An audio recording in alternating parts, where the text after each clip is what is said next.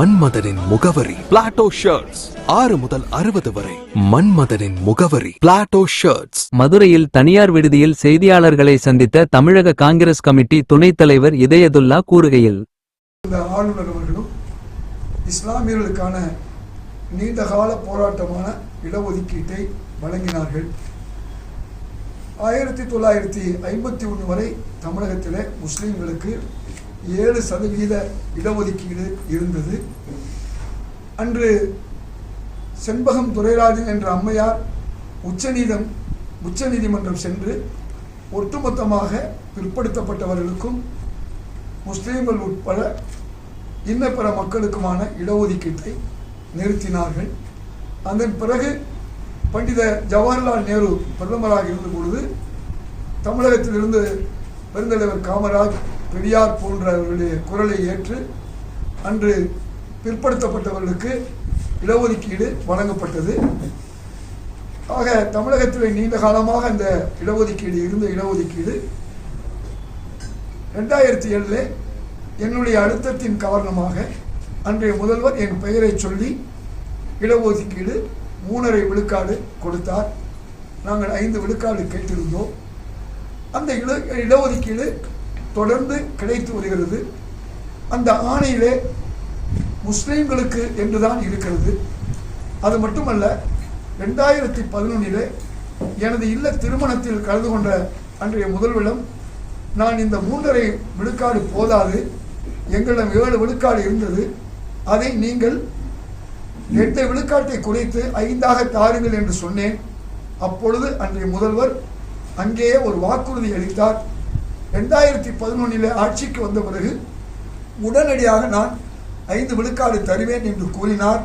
அதே காலகட்டத்திலே அன்றைய முதல்வராக அதன் பிறகு வந்த ஜெயலலிதா அவர்கள் தேர்தலுக்கு முன்பதாக ஸ்ரீரங்கத்திலே நான் முஸ்லிம்களுக்கு 3.5 விழுக்காட்டை 5 விழுக்காட்டாக அதிகரிப்பேன் என்றும் சொன்னார்.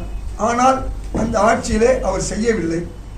இப்படி இருக்கக்கூடிய சூழ்நிலையிலே கடந்த 5 ஆண்டுகளாக முன்னாள் முதல்வர் ஸ்டாலின் அவர்களிடம் இந்த 3.5 விழுக்காடை 5ஆக ஆக்குமாறு கோரிக்கை வைத்துக் கொண்டிருந்தோம். அந்த ஆட்சியில் நடைபெறவில்லை. இறுதியாக கூட இந்த 3.5 என்பது முழுமையாக பின்பற்றப்பட முடியவில்லை என்பதால் 4 விழுக்காடாக ஒரு 1/2 விழுக்காடு அதிகமாக தந்தால் நிச்சயமாக அது முறையாக மக்களுக்கு சென்று சேரும் என்று கேட்டேன். அதுவும் நடைபெறவில்லை.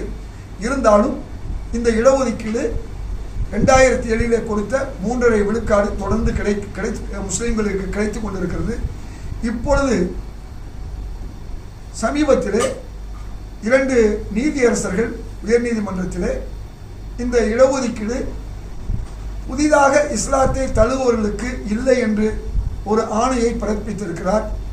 இது தவறானது. காரணம், அந்த ஆணையிலே தெளிவாக முஸ்லிம்களுக்கு என்றுதான் இருக்கிறது, பழையவர்கள் புதியவர்கள் என்று இல்லை. ஆகவே இன்றைய அரசு இந்த நீதிமன்ற தீர்ப்பை கடுமையாக எதிர்க்க வேண்டும். அரசு வழக்கறிஞர்கள் இதை எதிர்த்து 2024 ஒரு ஆணை பிறக்கப்பட்டது. அது இஸ்லாத்தை தழுவியவர்களாக இருந்தாலும் அவர்களும் முஸ்லீம்கள் தான் என்ற அடிப்படையிலே அவர்களுக்கும் வழங்க வேண்டும் என்ற அந்த ஆணையின் அடிப்படையிலே இந்த அரசு செயல்பட வேண்டும். இந்த நீதிமன்ற தீர்ப்பை நிச்சயமாக எதிர்த்து வாதாட வேண்டும், அதை நிறுத்த வேண்டும் என்பதை வேண்டுகோளாக வைக்கின்றேன். இன்றைய தாவேக அரசு அதற்கான முயற்சியை செய்யும் என்ற நம்பிக்கை எனக்கு இருக்கிறது. சட்டத்துறை அமைச்சர் அவர்கள் அதை ஏற்றுக்கொண்டிருக்கிறார்கள். அவரை நான் பாராட்டுகின்றேன். செயல் வடிவத்திலே அவர் அதை செய்ய வேண்டும். தொடர் பரோல் ஒன்றை அவரிடம் கொடுத்த போது, மனுவாக கொடுத்த போது, அதாவது 28 ஆண்டுகளுக்கு மேலாக சிறையில் வாழக்கூடியவர்களுக்கு கடந்த ஆட்சியிலே பலருக்கு விடுதலை கிடைத்தது. கிட்டத்தட்ட 21 பேருக்கு தொடர் பரோல் கிடைத்தது. அந்த தொடர் பரோல் இந்த தேர்தல் கால அரசில் நிறுத்தப்பட்டது. அதை எடுத்து சொல்லி மாண்புமிகு அமைச்சர் நிர்மல் குமாரிடம் நான் நேரடியே 2 முறை சென்றேன். அதை உடனடியாக கவனத்தில் எடுத்து அந்த உத்தரவை என்னிடம் காண்பித்தார். இது இப்பொழுது சட்டத்துறையில் இருக்கிறது. மிக விரைவில் கையெழுத்தாகி அவர்களுக்கு பரோல் கிடைக்கும் என்று சொன்னார். அத்தகைய ஒரு நல்ல சட்டத்துறை அமைச்சர் அவர் நிச்சயமாக இதிலே முடிவு எடுப்பார் என்று நான் அதாவது இது ஒரு வருஷத்துக்கு ஒருத்தரோ 2 பேரோ இந்த மாதிரி கோரிக்கை வைக்கிறாங்க. ஏற்கனவே அவர்களுக்கு கொடுக்கப்பட்டிருக்கு 2007 ஆணை, அதே போன்று 2024 ஆணைப்படி கொடுக்கப்பட்டிருக்குது. ஒரு தாசில்தார் சமீர் என்பவர் கேட்டதற்கு அவர் மறுத்திருக்கிறார். அதுக்கு நீதிமன்றம் என்ன சொல்லியிருக்கணும்னா, ஒன்று கொடு என்று சொல்லியிருக்கணும், இல்லை இவருக்கு கொடுக்க தேவையில்லைன்னு சொல்லியிருக்கணும். ஆனால் அது ஒரு நீதித்துறை இந்த விஷயத்தை இன்னும் ஆராய்ந்து என்ன நம்முடைய அரசாணையில் இருக்குதோ, என் பேரில் தான் அந்த அரசாணை இருக்கிறது, உங்களுக்கு அனுப்பியிருக்கிறேன், அந்த வீடியோவும் அனுப்பியிருக்கிறேன். 2007 என் பேரிலே அந்த இடஒதுக்கீடு அறிவித்த வீடியோவும் இருக்கிறது, அது சம்பந்தமான ஆணையும் இருக்கிறது. அந்த ஆணை அடிப்படையில் அதில் தெளிவாக இருக்கிறது முஸ்லீம்களுக்கும் கிறிஸ்தவர்களுக்கும் என்று. சகோதர கிறிஸ்தவர்கள் அந்த இடஒதுக்கீடு எங்களுக்கு தேவையில்லை என்று சொன்னார்கள். காரணம் 2-3 மாவட்டங்களிலே தூத்துக்குடி, திருநெல்வேலி, கன்னியாகுமரி அதிகமாக இருப்பதால் அந்த ஆணை அவருக்கு பாதிப்பு ஏற்படும் என்று வேண்டாம் என்று சொல்லிவிட்டார்கள். ஆனால் முஸ்லீம்கள் பரவலாக இருப்பதால் நாங்கள் அதை ஏற்றுக்கொண்டிருக்கிறோம். அதனால் முஸ்லீம் என்று வரும்பொழுது ஒருவர் இந்துவாக சேர்ந்தாலோ கிறிஸ்தவராக சேர்ந்தாலோ அவர்கள் அந்த மதத்தை சார்ந்தவர்களாக ஆகிவிடுகிறார்கள். ஆகவே இதை பிரித்து பார்க்க வேண்டிய அவசியம் இல்லை. இது லட்சத்தில் ஒருவர் அல்லது பல லட்சங்களில் ஒருவர் தான் இந்த மாதிரி ஒரு சூழல் ஏற்படுகிறது. இந்த ஒருவருக்காக வேண்டி இது மாதிரி ஒரு ஆணையை கொடுப்பவர் நாளைக்கு ஏற்கனவே உள்ள ஆணையை மாற்றுவதற்கு வாய்ப்பு இருக்கு. அதனால் தான் இந்த அரசு இதை கடுமையாக எதிர்க்க வேண்டும். அரசு ஒவ்வொரு ஊர்லயும் பல பிரிவுகளா புது ஒரு எழுச்சியோட கொண்டு வரதுக்கு வாய்ப்பு இருக்குதா? முதல் கேள்வி, பல பிரிவுகளாக இருக்குன்னு சொல்றீங்க, அதை நான் மறுக்கிறேன். காரணம், பல தலைவர்களை பின்பற்றுபவர்கள் இருக்கலாம், ஆனால் அகில இந்திய தலைமை ஒன்றை சொன்னால் அதை அப்படியே ஏற்பவர்கள் தான் காங்கிரஸ்காரர்கள், கூட்டணி விஷயமாக இருந்தாலும். ஆக அகில இந்திய தலைமை இன்றைக்கு ஒரு புதிய தலைவரை சகோதரர் மாணிக்கம் தாகூர் எம்பி அவர்களை நியமித்திருக்கிறது. அதை நிச்சயமாக காங்கிரஸ் கட்சியில் உள்ள அனைவரும் வரவேற்போம், அதை ஏற்போம். ஓரிருவர் கருத்துக்களை நாம் ஏற்க முடியாது. ஆக நான் மாநிலத்துடைய துணைத் தலைவராக இருக்கிறேன். அதனால் இன்றைக்கு அகில இந்திய தலைமை என்ன முடிவு எடுக்கிறதோ, அது கூட்டணியாக இருந்தாலும் தலைவர் நியமனமாக இருந்தாலும் அதை ஒட்டுமொத்த காங்கிரஸ்காரர்களும் அப்படியே ஏற்றுக்கொள்வார்கள். சார், காங்கிரஸ் தலைவர் வந்ததுக்கு அப்புறம் கூட அதுகள் மாற்றங்கள் வர்றதுக்கான வாய்ப்புகள் இருக்குதான் தான் எங்களுக்கு. நல்ல கேள்வி. புதிய தலைவர் என்னை போன்று மாணவர் காங்கிரஸ், இளைஞர் காங்கிரஸ், காங்கிரஸிலே பல பொறுப்புகளை வைத்தவர். கடந்த 4 தேர்தலில் 3 தேர்தலில் பாராளுமன்ற உறுப்பினராக தேர்ந்தெடுக்கப்பட்டவர். அகில இந்திய தலைமையிலும் அவருக்கு செல்வாக்கு இருக்கிறது. ஆக இவரை பொறுத்தவரை தமிழகத்தில் இருக்கக்கூடிய தலைவர்களோடும் தொண்டர்களோடும் தொடர்பில் இருக்கிறார். அதே போன்று அகில இந்திய தலைமையிலும் செல்வாக்காக இருக்கிறார். ஆகவே இவர் நீண்ட காலமாக காங்கிரஸை வலுப்படுத்த வேண்டும், காங்கிரஸை சிறப்பாக செயல்படுத்த வேண்டும் என்று நீண்ட காலமாக சொல்லிக் கொண்டிருக்கிறார். அவருக்கு அந்த வாய்ப்பு வழங்கப்பட்டிருக்கிறது. நிச்சயமாக அவர் சிறப்பாக செய்வார் என்று நாம் நம்புவோம். சில மாதங்களுக்கு முன்பாக அல்லது தேர்தலுக்கு பிறகு முன்னாள் மாநில தலைவர் செல்வ பெருந்தகை நான் ராஜினாமா கடிதம் கொடுத்திருக்கிறேன் என்று ஏற்கனவே கூறிவிட்டார். அதனால் அது முடிந்துவிட்டது. யாரை பற்றி சொல்லுகிறார் என்று பேர் அவர் சொல்லவில்லை. ஒவ்வொரு கட்சிக்காரர்களுக்கும் பல வருத்தம் இருக்கும். எனக்கே வருத்தம் இருக்கும். தொடர்ந்து எனக்கு சீட்டு மறுக்கப்படுகிறது. ஆனால் அகில இந்திய தலைமை எதை சொல்லுகிறதோ அதை நான் ஏற்றுக்கொள்கிறேன். அந்த அடிப்படையில் தான் அவரை பொறுத்தவரை அவருக்கு யார் மீதாவது வருத்தங்கள் இருக்குது என்றால் நிச்சயமாக அவர் மேலிடத்தில் அணுகுவார். இப்படி இருந்திருந்தால் இந்நேரம் இன்னார் மீது குற்றம் சாட்டி இருப்பார். அப்படி சாட்டும் போது நாம் அதற்கான பதிலை சொல்லலாம். நீங்க ஒரு விஷயம் புரிந்து கொள்ளணும். தனிநபரை தாண்டியது கட்சி, கட்சிக்கு அப்பாற்பட்டதுதான் மக்களுடைய தீர்ப்பு. மக்களுடைய தீர்ப்பு இந்த முறை தாவேகாவுக்கு வந்திருக்கிறது. அதிகமான இடங்களை அவர்கள் தான் பெற்றிருக்கிறார்கள், தனிப்பெரும்பான்மை. அப்படிப்பட்ட ஒரு சூழலில் திமுக ஆட்சியை அமைக்க முடியாது. ஆனால் ஒரு குறுக்கு வழியில் அதிமுக ஆட்சிக்கு வந்துவிடக் கூடாது என்ற அடிப்படையில் பாஜகவுடைய ஆதரவு கட்சி. அதனால்தான் அதை அறிந்த உடனேயே நாங்கள் தாவேகா ஆட்சிக்கு வர வேண்டும், மக்களுடைய மனப்போக்கை ஏற்றுக்கொள்ள வேண்டும் என்று நாங்கள் ஆதரித்தோம். அதை உண்மை என்று உணர்ந்த திமுகவில் இருந்த பல்வேறு கூட்டணி கட்சிகள், அவையெல்லாம் திமுக அல்ல, கூட்டணி கட்சிகள் தான். இவர்கள் வாக்கு அவர்களுக்கு செல்கிறது, அவர்கள் வாக்கு இவர்களுக்கு செல்கிறது. இந்த அடிப்படையில் தான் இன்றைக்கு கூட்டணி. ஒவ்வொரு கட்சிக்கும் இறையாண்மை உண்டு, அவர்கள் யாரோடும் சேர முடியும், எந்த விதமான முடிவுகளை எடுக்க முடியும். அந்த அடிப்படையில் தான் இந்த முடிவுகளை நீங்கள் சொல்லக்கூடிய திமுகவில் இருந்த அனைத்து கூட்டணி கட்சிகளும் எடுத்திருக்கிறது. ஒரு புதிய அரசு வந்திருக்கிறது. இந்த அரசு ஊழலை ஒழிப்பதற்கான ஒரு முயற்சியை பல்வேறு துறைகளில் எடுத்துக்கொண்டிருக்கிறது. அதனால் இந்த ஆட்சியை நாங்கள் அரசை ஆதரிக்கின்றோம். அது மட்டுமல்ல, நீங்கள் முதுகில் சுமந்தார்கள் என்று சொன்னால் சுமந்தவர்கள் கீழே இறக்கப்பட்டால் மகிழ்ச்சி அடைய வேண்டும், அதற்கு பதிலாக பதற வேண்டியதில்லை.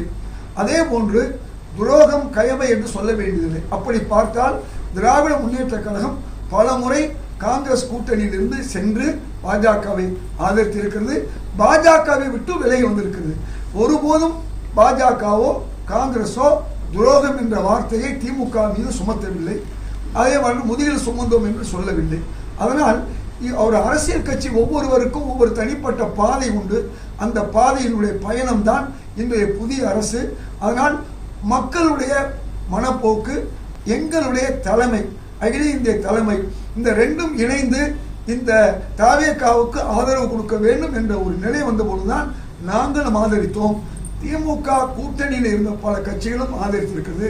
உங்களுக்கு வரலாறு தெரியும், 67 இருந்த திமுக கூட்டணியில் இருந்தவர்கள் அடுத்த 71 ராஜாஜி உட்பட பலர் பிரிந்து சென்றார்கள். அதிலிருந்து பார்த்தீங்கன்னா எம்ஜிஆர் அவர்களோடு இருந்த பலர் அதிமுக விட்டு சென்றிருக்கிறார்கள், வந்திருக்கிறார்கள். திமுகவில் இருந்த பல கட்சிகள் அவர்களோடு இருந்திருக்கிறார்கள், சென்றிருக்கிறார்கள். இது ஒரு தொடர்ச்சி தானே ஒழிய ஏதோ இப்பொழுதுதான் ஒரு கூட்டணி மாறுவது என்பது அல்ல. இதை நீங்க குறையாக சொல்ல முடியாது. ஆனால் சமீப காலமாக சில ஊடக பேச்சாளர்களும் சில தலைவர்களும் இதை மிக கோபமாக, வருத்தமாக, தவறாக, இன்னும் சொல்லப்போனால் தவறான விமர்சனங்களை வைத்துக் கொண்டிருக்கிறார்கள். இது தவறு, தடுக்க வேண்டும். அப்படி தடுத்தால் திமுக எப்பொழுதும் போல அது வலிமையாக இருக்கும். அப்படிதானா?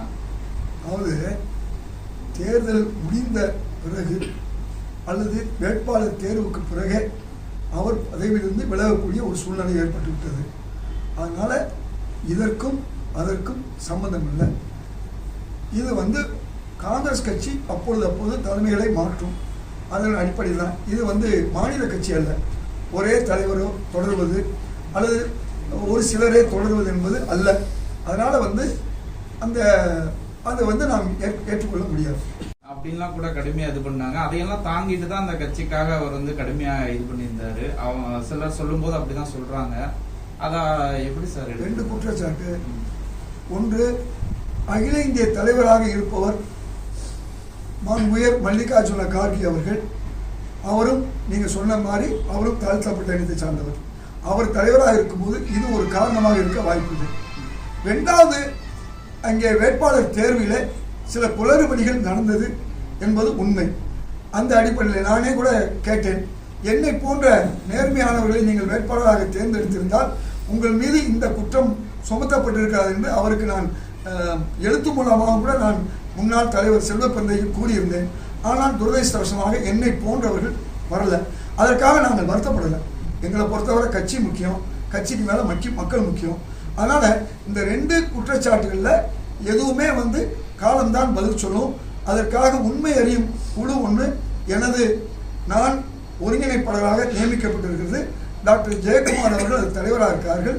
அந்த ஃபேக்ட் ஃபைண்டிங் குழு ஒரு நல்ல முடிவை அறிவிக்கும். அதுவரை நாங்கள் எந்த விதமான விஷயங்களையும் சொல்ல முடியும். கோயம்புத்தூர் செல்கிறோம், ஊட்டி, கோயம்புத்தூர் போன்ற தொகுதிகள், இன்னும் கன்னியாகுமரி போன்ற இடங்களுக்கு போகிறோம். முக்கியமான தொகுதிகளுக்கு மட்டும் நாங்கள் நேர சொல்கிறோம். அப்படி சென்று விட்டு முழுமையான ஒரு வடிவமான ஒரு ஸ்டேட்மெண்ட்டை நிச்சயமாக கொடுப்போம். ஒரு மாதத்திற்குள் நிச்சயமாக உங்களுக்கு அந்த முழு தகவல்களும் அறிக்கையும் நாங்கள் அகில இந்திய தலைமைக்கு அனுப்புவோம். அப்பொழுது உங்களுக்கு சொல்லுவோம். அவர்கள் கட்சியினுடைய தலைவராக, சட்டமன்ற குழு தலைவராக, இன்னும் பல பொறுப்புகளிலே அவர் இருந்தவர். இந்த கட்சி அவருக்கு நிறைய பொறுப்புகளை வழங்கியிருக்கிறது. ஆகவே அவருக்கு நானே ஒரு வேண்டுகோள் வைக்கிறேன், இந்த கட்சியில அவர் தொடர வேண்டும், இன்னும் அவர்களுக்கு வாய்ப்புகள் வரும் அப்படின்னு சொல்லிட்டு பசவராஜ் பொம்மை அவங்க பேசியிருக்காங்க. கர்நாடக காங்கிரஸ் வேறு, தமிழ்நாடு உரிமைகளை பாதுகாக்கக்கூடிய தமிழ்நாடு காங்கிரஸ் வேறு. எந்த நிலையில் தலைமை ஒண்ணுதானே சார்? ஒரு நிமிஷம். தலைமை என்பது அகில இந்திய தலைமை. பல்வேறு மாநிலங்களில் அந்த கட்சி இருக்கிறது. அந்தந்த மாநிலங்களுடைய மக்களுக்காகத்தான் உங்களுக்கு மாநிலங்களே பிரிக்கப்பட்டது. அதனால இந்த மாநிலங்களை பிரித்ததும் காங்கிரஸ் தான் 1956. அதனால எங்களை பொறுத்தவரை தமிழ் மக்களுடைய உரிமைக்காக நாங்கள் போராடுவோம், விட்டு கொடுக்க மாட்டோம், இன்றைய அரசோடு பயணிப்போம் என்பதுதான் உண்மை. முன்னாள் முதல்வர் ஜெயலலிதா அவர்களிடமும் வைக்கப்பட்டது. முன்னாள் முதல்வர் கலைஞர் அவர்கள் வாக்குறுதி அளித்தார்கள், 2011 ஆட்சிக்கு நான் வந்த பிறகு தருவோம் என்று. ஆனால் செல்வி ஜெயலலிதா அவர்கள் ஆட்சிக்கு வந்தார்கள். ஸ்ரீரங்கத்தில் அவர் சொன்னபடி அந்த நான் 5 விழுக்காடு வழங்குவேன் என்று சொன்னதை அவர் செய்யவில்லை. 10 ஆண்டுகள் அதிமுக ஆட்சி. அதனால்தான் சிறுபான்மை மக்கள் அதிமுகவுக்கு எதிராக 2001 வாக்களித்தார்கள். ஆனால் 2001 ஆட்சிக்கு வந்த நம்முடைய முன்னாள் முதல்வர் ஸ்டாலின் அவர்கள் இந்த கோரிக்கையை நாங்கள் நிறைவேற்றும் என்று சொன்னார்கள். ஆனால் 5 ஆண்டுகளாக அவர் நிறைவேற்றவில்லை. நான் இறுதியாக அவரை 4.25 ஆண்டுகளுக்கு பிறகு நான் சந்தித்த பொழுது கூட நீங்கள் 5 விழுக்காடை பிறகு கொடுங்கள், தற்பொழுது ஒரு 0.5 அதாவது அரை விழுக்காட்டை சேர்த்து 4 விழுக்காடாக முழுமையாக கொடுத்தால் இந்த இடஒதுக்கீட்டில் சில சிக்கல் தீரும் என்று சொன்னேன். அதை அவர் செய்திருக்கலாம், செய்யவில்லை. நிச்சயமாக இன்றைய அரசிடமும் நாங்கள் வற்புறுத்துவோம். அது 5 விழுக்காடு வருகின்ற வரை அதை 4ஆக ஆக்குங்கள் அல்லது 5ஆக கொடுங்கள் என்பதை நாங்கள் தொடர்ந்து கோரிக்கொண்டு இருப்போம். காரணம், இது காயிதே மில்லத் காலத்திலிருந்து அப்துல் சமத் அவர்கள், அதே போன்று அப்துல் லத்தீப் போன்றவரெல்லாம் கேட்ட ஒரு கோரிக்கை, பல அமைப்புகளும் இதை கேட்ட கோரிக்கை. அது எனது தலைமையிலான ஒரு இலக்கிய மாநாட்டிலே கலைஞரையும் ஆளுநர்களை அழைத்து நான் கேட்ட அழுத்தமான அந்த கோரிக்கையை அன்று அவர் ஏற்று 3.5 விழுக்காடாக கொடுத்தார். ஆனால் நாங்கள் கேட்டதை இந்த அரசு கொடுக்க வேண்டும் என்பதுதான் எங்களுடைய நீண்ட கால கோரிக்கை. நிச்சயமாக இந்த அரசு பரிசீலிக்கும் என்று நான் நம்புகிறேன். ஊகங்களுக்கு நான் பதில் சொல்ல முடியாது. ஒரு அரசு இப்பொழுதுதான் வந்திருக்கிறது, அதற்கு நமக்கு நேரம் கொடுக்கணும். நிச்சயமாக அவர்கள் பரிசீலிப்பார்கள் என்ற நம்பிக்கை எங்களுக்கு இருக்கிறது. நீண்டகால கோரிக்கை கூட எனது தலைமையில்தான் 2022 சிறைவாசிகளுடைய விடுதலைக்காக வேண்டி சர்வகட்சி கூட்டம், சர்வகட்சி போராட்டம் என் தலைமையில் நடந்தது. அதன் பிறகு அன்றைய சட்ட அமைச்சர் என்னிடம் அதனுடைய லிஸ்ட் கேட்டார். கொடுத்த பிறகு அவர்கள் பெரும்பாலோர் விடுதலையானார்கள். அவர்களால் எந்த சட்ட ஒழுங்கு பிரச்சனையும் வரவில்லை. குறிப்பிட்ட சிலருக்கு தொடர் பரோல் கிடைத்தது. அந்த தொடர் பரோலும் கூட இந்த ஆட்சி கொடுக்க வேண்டும் என்று கேட்டிருக்கிறோம். நிச்சயமாக இந்த ஆட்சி சிறுபான்மை மக்களுடைய குரலை கேட்கும் என்ற நம்பிக்கை எங்களுக்கு இருக்கிறது.